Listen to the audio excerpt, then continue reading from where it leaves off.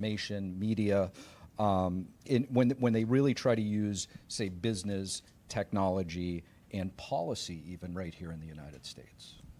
Well, it's important to first understand what unrestricted war really means. What does it mean? Okay, it means weakening the enemy by all means necessary, everything short of conventional war. What that means, so conventional war means our military, our government. So if they're weakening all sectors of society and weakening a people and a country by all means necessary, that means that the American people, man, woman, child, Canadian people, Australian, UK, keep going, they are on the front lines of this war, okay? And so this war must be understood that the normal people are on their front lines. The FBI director for the past 6 or 7 years, Christopher Wray, would come out and say that China is the most significant threat to the future of the United States. The current FBI director said the same thing. The DNI, Director of National Intelligence, said the same thing. MI5, but they don't give any detail. They say they're in our critical infrastructure, but they don't give any detail, okay? But you, American people, are on the front lines. So what do you need? You need intelligence. You need information to understand who's coming after you, how are they doing it, and how do you protect yourself, okay? So unrestricted war means taking down your enemy from within by all means necessary, short of conventional warfare, under, this is key, no rules. So when you hear a biological warfare, and we're going to sign biological agreements to play nice and nuclear agreements to play nice, they have no intention of playing nice. Everything the Chinese Communist Party has ever signed with us, they have never honored. And the worst thing that we could have done as a country is to bring them into the World Trade Organization back in the day. So now we are funding this communist regime. So what is a communist regime? A communist regime cannot exist along with freedom and a free society. So Xi Jinping and the CCP have come out relentlessly and said that we are their enemy. And the American people, we have to understand that this fight is not with the U.S. government. This fight is not with our military. And the problem with the way that we've been raised as Americans and Brits and Canadians, Canucks and Aussies, is to think that if we are in trouble, our military is going to take care of us. That has not been the case. This is a quote. The world will be won or lost in the next 10 years. That's how serious this is. My team and I have been working this for 15 years. It's true. The movie is 100% accurate. It's real. And it shows how it can be weaponized against the people. Notice there aren't really governments. We're talking about people here. Yes, there's a CCP. That's not a government. That's a maniacal, dark mafia regime. And communism cannot exist with freedom. Otherwise, freedom shows that communism is an invalid ideology if the two of them are allowed to exist. So you are in the fight of your lives right now, but you have no information. You are in the middle of this thing, but you have no information. I will give you a little spoiler. I got frustrated about a year ago. I was always hoping that someone would write a book to wake up the American people. They are in a fight that they don't know they're in. They know it now. COVID threw down what could never happen.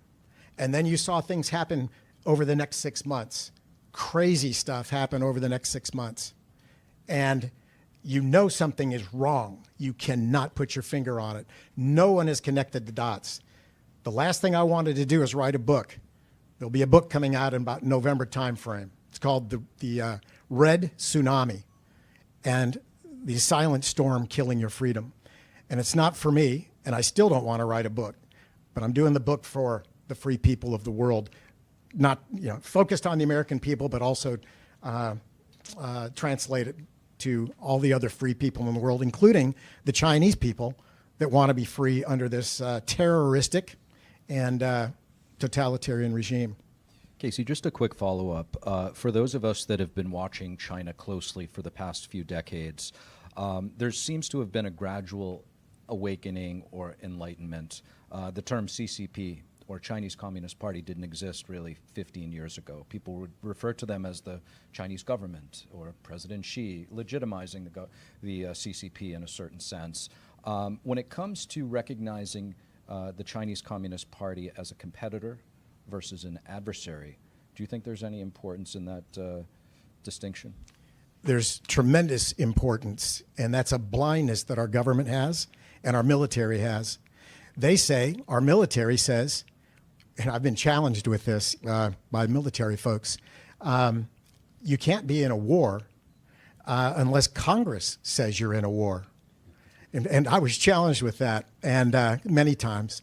And I love it when I get that question. And I said, well, you know, Casey, what's your lexicon? How do you define war? And I'm like, so I wait for a pregnant pause, maybe 2 pregnant pauses. And I said, I don't define it. I said, if our enemy defines it as war, then by God, it's war. And that blows their mind because only Congress can declare war if you're a U.S. military general officer. And that's the issue. And then we even have a U.S.-China commission, a U.S. Bipartisan select committee on competition between the United States and the CCP because we're so scared of the word war. The other thing is war, if you look at peace and war as 2 circles, okay? So to the American people and to the free people of the world, you're either in war or you're not. But in the middle, the CCP has expanded the middle piece, which is unrestricted war, which means your schools, your families, your doctors, your media, I mean, your next door neighbor have been infiltrated and subverted against you and your freedom for the ultimate takeover of communism. And this is the discussion that needs to be at the dinner table. This is the discussion that needs to happen at Thanksgiving and Christmas and to your neighbors over that cold light beer, because your government is not going to help you. Your government's not going to fix you.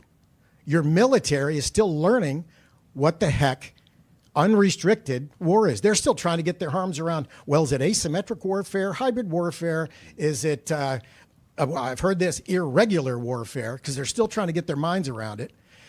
Here's the point. If you're in a war, you have to become intimate with your enemy. You need to understand their strategy. So where it is today, we have the most formidable enemy the world has ever seen. They're diabolical. And we feed them. And we fund them. And we're making them so powerful to kill our own children. That is what's going on, 15 years worth of counterintelligence, and somebody who can talk about it, because I don't work for the government. And I can tell you as an American and as someone who is a warrior for the free world, after 15 years of working this is what's at stake. I'll say it again. The world will be won or lost in the next 10 years. And that's why this movie is a great way to open people's minds and say, could this happen? No, it couldn't happen. It is happening. And Frank, you mentioned this book in 1999. The year is 1986. CCP Nation State Program 863. Year 1986, month number 3. That's when they came out with that program or Project 863. Basically says we're going to lie, cheat, and steal to take over the world. Back to you. Thank you very much. Yeah. We're running out of time for the panel in terms of Q&A. We want to open it up to the audience. But Sean, I do want to get to you quickly.